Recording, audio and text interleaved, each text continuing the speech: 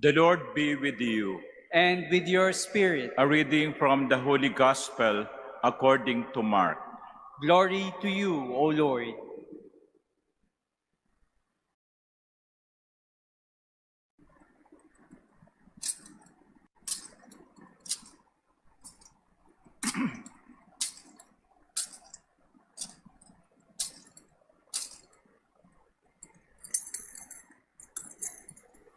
On the first day of the Feast of Unleavened Bread, when they sacrificed the Passover lamb, Jesus' disciples said to him, "Where do you want us to go and prepare for you to eat the Passover?" He sent two of his disciples and said to them, "Go into the city, and a man will meet you carrying a jar of water. Follow him. Wherever he enters, say to the master of the house, 'The teacher says, where is my guest room, where I may eat the Passover with my disciples?' Then he will show you a large upper room, furnished and ready. Make the preparations for us there." The disciples then went off, entered the city, and found it just as he had told them, and they prepared the Passover. While they were eating, he took bread, said the blessing, broke it, gave it to them, and said, "Take it, this is my body." Then he took a cup, gave thanks, and gave it to them, and they all drank from it. He said to them, "This is my blood of the covenant, which will be shed for many. Amen, I say to you, I shall not drink again the fruit of the vine until the day when I drink it new in the kingdom of God." Then, after singing a hymn, they went out to the Mount of Olives. The Gospel of the Lord. Praise to you, Lord Jesus Christ. Please be seated.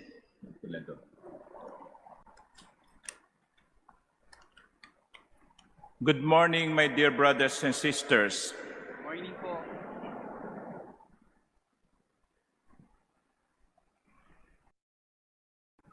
The divorce law is a hot issue today in our country.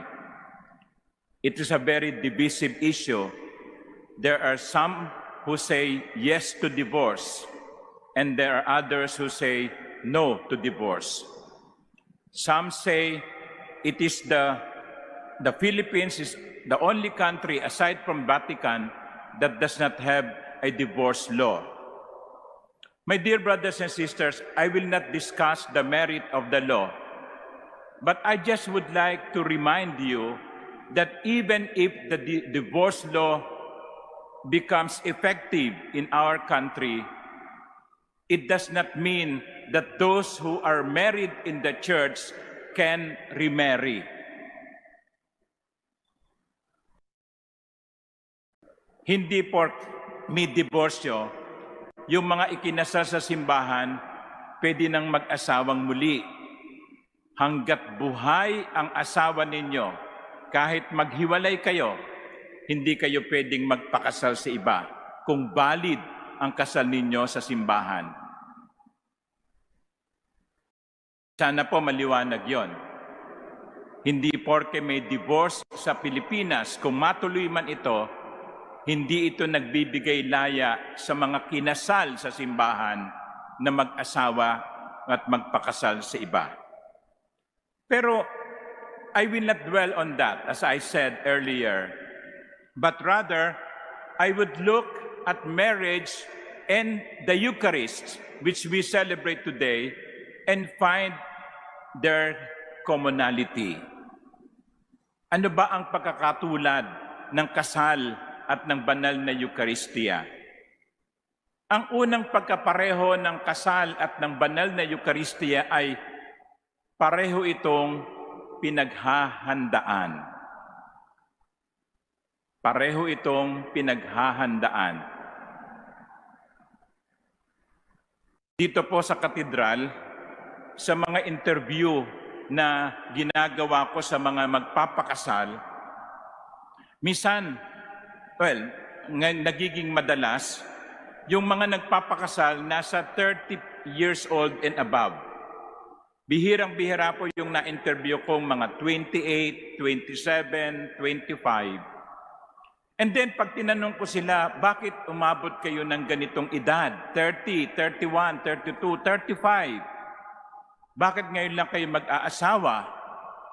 Ngingiti yung couple at sasabihin nilang, Father, one of the reasons is we would like to be financially stable.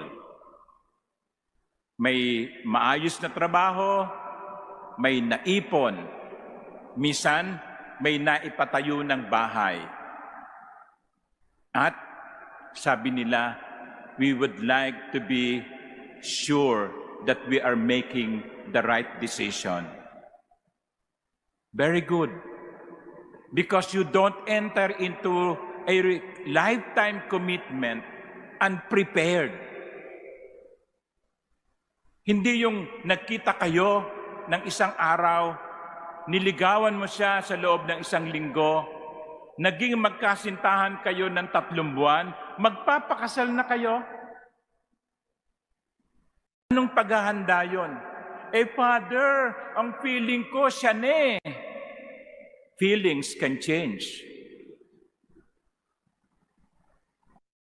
Baka hindi mo pa kilala yung papakasalan mo, baka may mga red flag.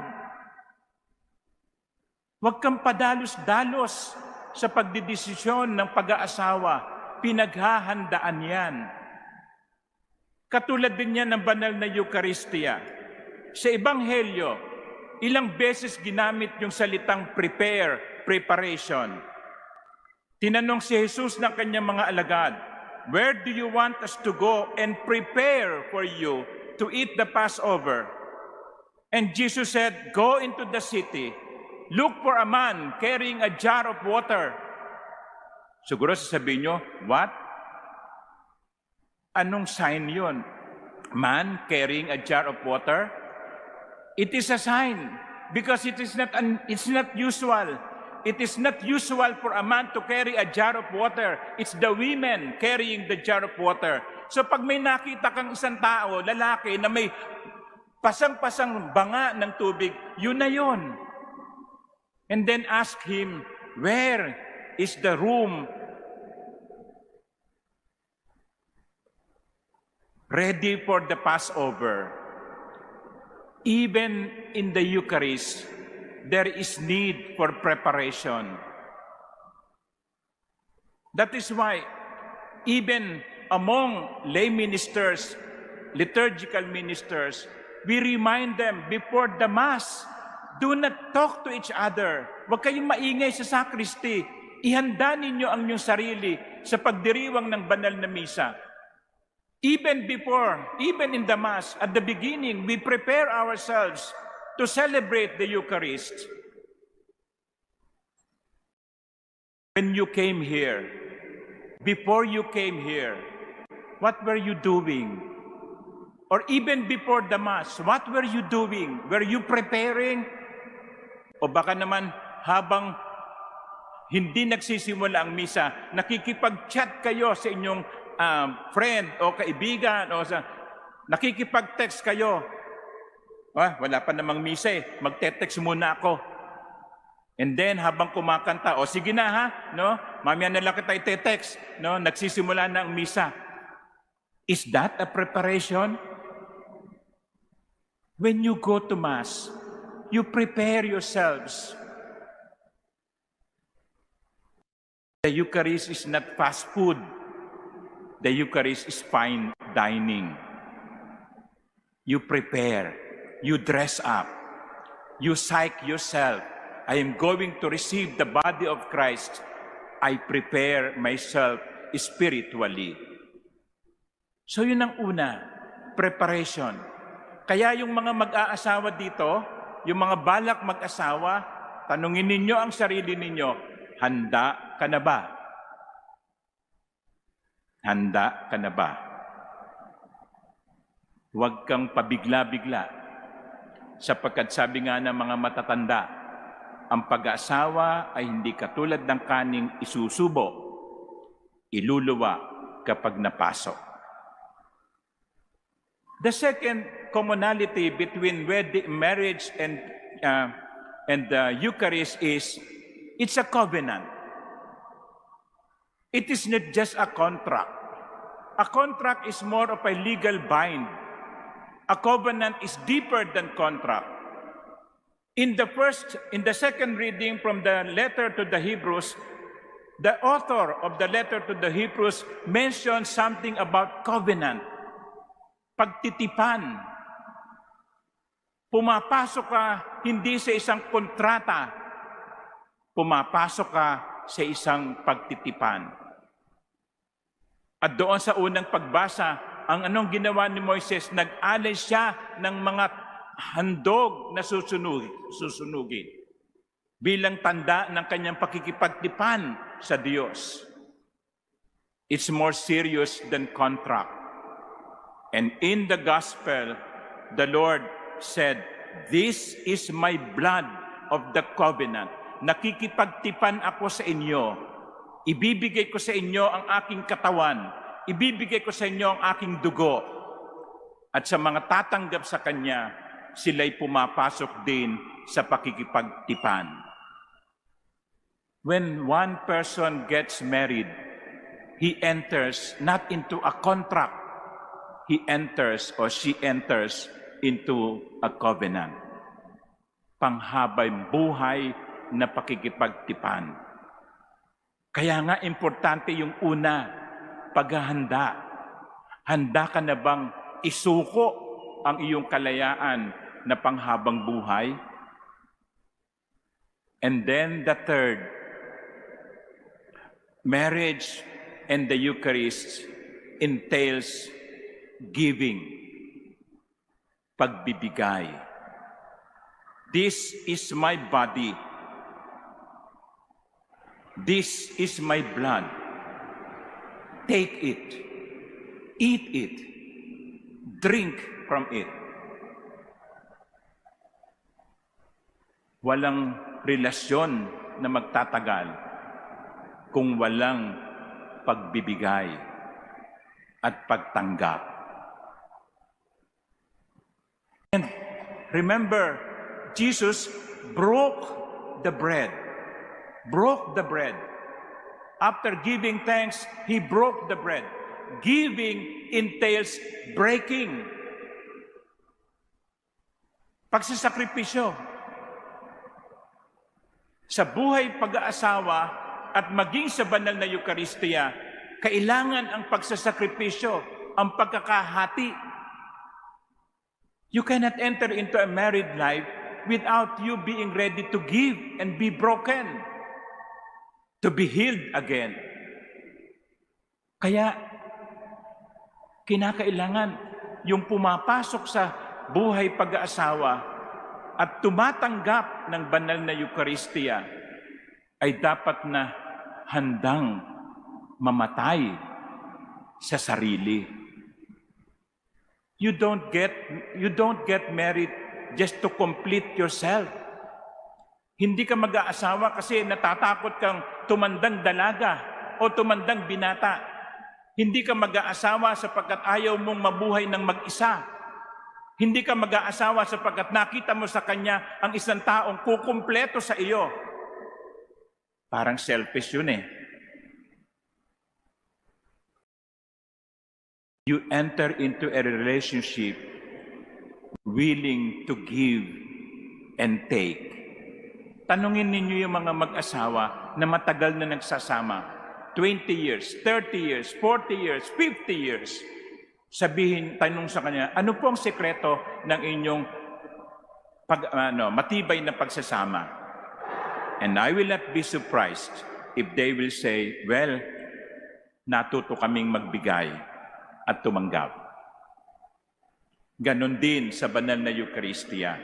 Si Jesus ay ibinibigay ang kanyang sarili ibinibigay ang kanyang katawan, ibinibigay ang kanyang dugo para tanggapin natin. Pero sa pagtanggap natin kay Jesus, dapat matuto din tayong magbigay. Magbigay kay Jesus. Ibalik kay Jesus ang pagmamahal, ang katapatan, at ang pagsusumikap na magpakabuti. Because some people just would like to receive, they are not ready to give. Tanggap lang ng tanggap, ayaw magbigay. Hindi po pwede yan sa kasal at hindi din dapat yan sa Eucharistia. Dapat may pagbibigay, may pagtanggap. Mga kapatid, sa kasal, nakikita natin ang larawan ng Eucharistia. Pinaghahandaan, isang pagtitipan, at nangangahulugan ng pagbibigay. Let us pray that all married couples will enjoy each other's presence and company. And let us pray that as we receive the Eucharist today, especially today, we may be the living image of preparation, paghahanda, pagtitipan, pagbibigay. Amen.